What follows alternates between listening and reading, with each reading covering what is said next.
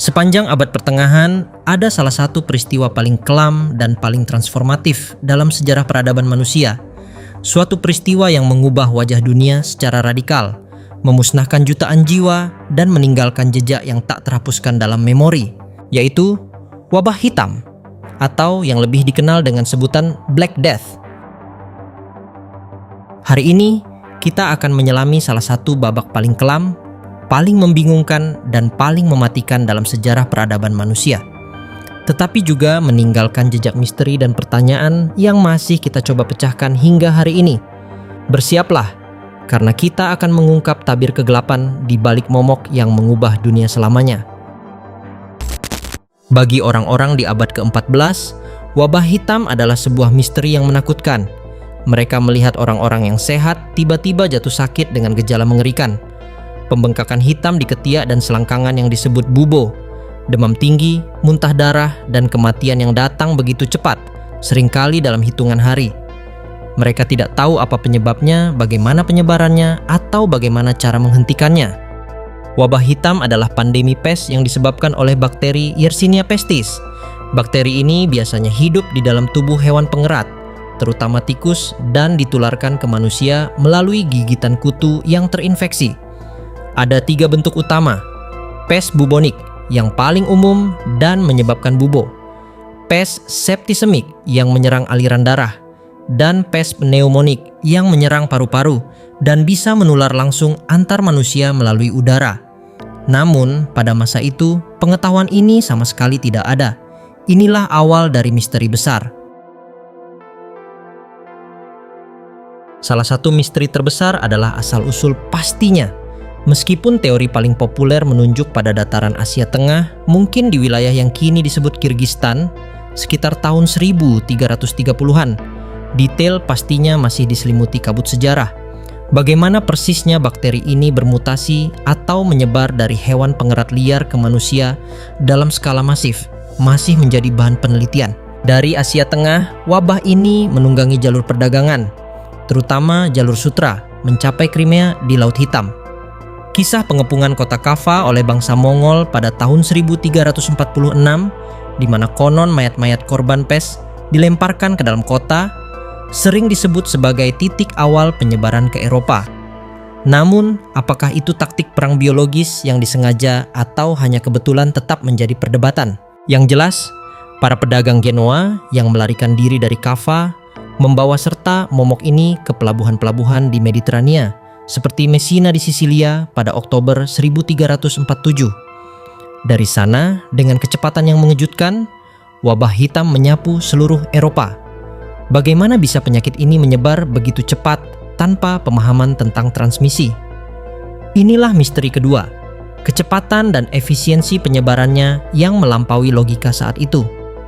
Faktor-faktor seperti sanitasi buruk, kepadatan penduduk, dan kurangnya karantina yang efektif tentu saja memainkan peran besar. Gejala wabah hitam sangatlah mengerikan dan membingungkan. Pembengkakan hitam yang menyakitkan seringkali muncul di selangkangan, ketiak, atau leher, disertai demam tinggi, menggigil, muntah, diare, nyeri hebat, dan dalam kasus pes pneumonik, batuk darah. Kematian seringkali datang dalam 3-5 hari setelah gejala pertama muncul. Misteri terbesar bagi orang-orang saat itu adalah mengapa ini terjadi dan bagaimana menghentikannya. Dokter-dokter abad pertengahan yang tidak memiliki pemahaman tentang bakteri atau virus mencoba berbagai pengobatan yang tidak efektif. Pengurasan darah, ramuan herbal, bahkan mantra dan doa. Mereka percaya wabah disebabkan oleh udara buruk atau miasma, ketidakseimbangan humor dalam tubuh, atau bahkan hukuman Tuhan. Ketidakberdayaan medis ini menambah lapisan kengerian dan keputusasaan. Dokter wabah dengan pakaian kulit tebal dan topeng paruh burung yang berisi ramuan aromatik menjadi simbol menakutkan dari masa itu. Mereka bukan penyembuh, melainkan lebih seperti pencatat kematian yang tugasnya mendokumentasikan korban dan kadang-kadang memberikan bantuan yang tidak efektif. Keberadaan mereka sendiri adalah pengingat visual akan misteri dan ketidakberdayaan manusia di hadapan wabah ini. Dampak wabah hitam tidak hanya fisik, tetapi juga sosial dan psikologis. Diperkirakan, wabah ini merenggut antara 75 hingga 200 juta nyawa di Eropa, Asia, dan Afrika Utara. Di Eropa saja, angka kematian mencapai 30 hingga 60% dari total populasi. Beberapa kota kehilangan lebih dari separuh penduduknya. Bayangkan, 1 dari setiap 2 atau 3 orang yang Anda kenal meninggal dunia dalam waktu singkat. Misteri tentang penyebab wabah ini memicu berbagai reaksi ekstrem. Ada yang percaya ini adalah azab Tuhan, menyebabkan munculnya kelompok-kelompok seperti flagelan yang mencambuk diri sendiri di muka umum untuk memohon ampun. Ada juga yang mencari kambing hitam, dan sayangnya, komunitas Yahudi seringkali menjadi sasaran tuduhan tidak berdasar sebagai penyebab wabah, memicu gelombang kekerasan dan pembantaian atau pogrom. Ini adalah sisi gelap dari misteri dan ketakutan yang melanda masyarakat.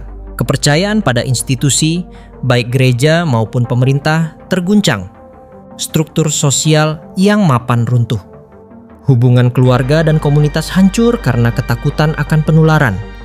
Kematian menjadi bagian tak terpisahkan dari kehidupan sehari-hari, mengubah pandangan orang tentang moralitas, spiritualitas, dan keberadaan itu sendiri. Meskipun mengerikan, wabah hitam secara paradoks memicu perubahan sosial dan ekonomi yang mendalam dan signifikan, yang juga diselimuti misteri bagaimana sebuah tragedi bisa menghasilkan transformasi sebesar ini. Dengan berkurangnya populasi secara drastis, tenaga kerja menjadi sangat langka dan berharga. Ini memberdayakan para pekerja yang selamat. Mereka menuntut upah yang lebih tinggi dan kondisi kerja yang lebih baik, mengikis sistem feodal yang telah berlangsung berabad-abad. Feodalisme, dengan ketergantungan pada petani yang terikat pada tanah, mulai hancur. Para petani memiliki lebih banyak kebebasan untuk pindah dan mencari pekerjaan. Ini juga mendorong inovasi dalam pertanian karena lebih sedikit tangan tersedia untuk bekerja. Kelas menengah mulai muncul, dan distribusi kekayaan menjadi sedikit lebih merata. Selain itu, karena begitu banyak bangsawan dan rohaniwan yang meninggal, kekuasaan dan struktur hierarki juga berubah. Ada pergeseran kekuatan politik dan sosial yang membuka jalan bagi era baru, termasuk kebangkitan Renaissance dan Reformasi. Wabah hitam secara tidak langsung memaksa manusia untuk berpikir ulang tentang dunia, agama, dan tempat mereka di dalamnya. Membuka jalan bagi eksplorasi ilmiah dan artistik yang belum pernah terjadi sebelumnya. Setiap konspirasi besar pasti memiliki dalang, entitas atau kelompok yang diuntungkan dari kekacauan. Siapa yang paling diuntungkan dari kehancuran Eropa dan Timur Tengah akibat wabah hitam? Dengan kematian jutaan orang, struktur sosial dan ekonomi mengalami perombakan besar. Tanah menjadi berlimpah, tenaga kerja menjadi langka dan lebih mahal. Ini menghancurkan sistem feodal dan memungkinkan konsolidasi kekuasaan dan kekayaan di tangan segelintir orang. Apakah ada kelompok elit rahasia yang sengaja memicu atau membiarkan wabah ini untuk membersihkan populasi, menghilangkan pesaing, dan menguasai sumber daya yang tersisa?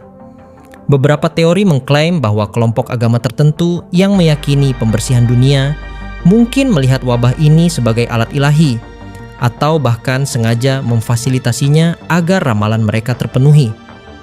Tentu saja, ini adalah klaim yang sangat sensitif. Namun dalam kegelapan masa itu, keyakinan ekstrem bisa menjadi pendorong tindakan mengerikan. Apakah ada ordo rahasia, semacam pendahulu Illuminati, atau perkumpulan rahasia yang jauh lebih tua, yang melihat wabah ini sebagai riset yang diperlukan untuk peradaban? Mungkin mereka percaya populasi terlalu padat, atau masyarakat telah menyimpang dari jalan yang benar, sehingga diperlukan pemusnahan massal untuk membangun tatanan baru. Mereka mungkin memiliki pengetahuan kuno tentang racun atau biologi yang jauh melampaui pemahaman umum saat itu. Bayangkan jaringan rahasia yang memiliki akses ke informasi, sumber daya, dan bahkan pengetahuan tentang penyakit yang belum ditemukan secara luas. Mereka mungkin menyebarkan agen penyakit melalui rute perdagangan strategis, atau bahkan menggunakan agen manusia yang tidak sadar. Wabah hitam akhirnya mereda, meskipun penyakit pes terus muncul kembali dalam wabah yang lebih kecil selama berabad-abad. Namun, warisannya tetap hidup, termasuk misteri-misteri yang masih kita coba pecahkan. Bagaimana bakteri Yersinia pestis bisa begitu mematikan dan menyebar begitu cepat di abad ke-14? Apakah ada faktor lingkungan atau genetik yang membuat populasi saat itu lebih rentan? Penelitian terus berlanjut untuk memahami dinamika pandemi kuno ini.